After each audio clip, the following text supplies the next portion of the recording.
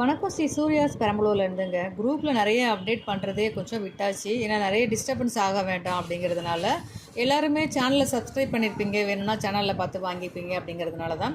So இந்த update வந்து உங்களுக்கு கொடுக்கலாம் அப்படின்னு தோணுச்சு, அதனால் கொடுத்துருக்கேன். பிட்டு செயின்ஸ் வந்து நம்மக்கிட்ட எல்லா சைஸ்லையும் இந்த பாருங்கள், 1/2 இன்ச்சிலேருந்து 13 இன்ச்சு வரைக்கும் அவைலபிள் இருக்குது. ஸோ 1/2 இன்ச்சில் பாருங்கள் ஒரு தாலி குண்டு கொடுத்துருக்கோம்.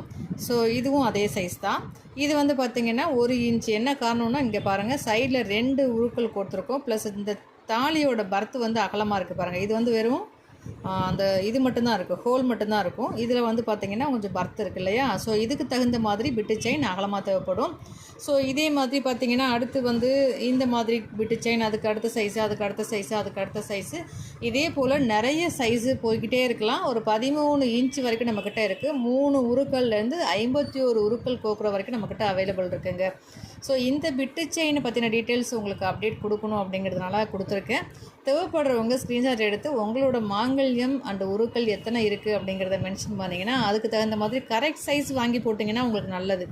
எக்ஸஸாக இருந்தால் என்ன பண்ணோம் அப்படின்னு கேட்டிங்கன்னா, மாங்கல்யம் இங்கிட்டு அங்கிட்டு உருண்டு ஓடிட்டு சவுண்டு கொடுத்துட்ருக்கோம், அது டிஸ்டர்பன்ஸ் ஆகும்.